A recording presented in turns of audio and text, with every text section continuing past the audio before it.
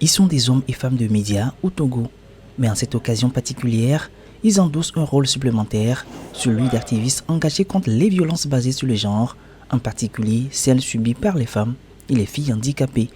Réunis pour approfondir leur compréhension de cette problématique, ces professionnels de médias s'approprient les enjeux afin de mieux sensibiliser l'opinion publique et contribuer à un véritable changement social.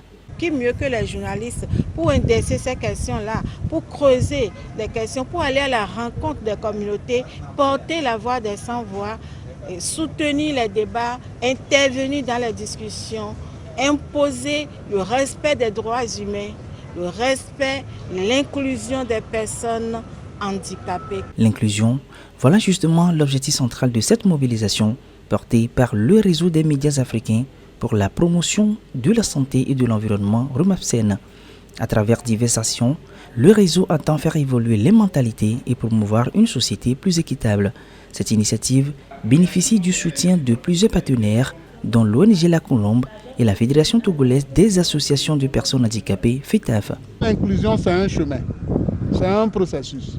Et que le plus important, c'est de se mettre en route.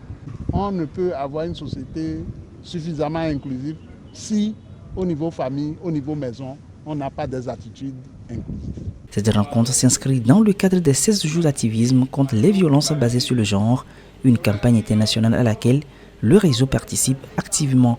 Le thème retenu au niveau national cette année 2025 est « Agissons ensemble contre les violences à l'égard des femmes et des filles handicapées au Togo ».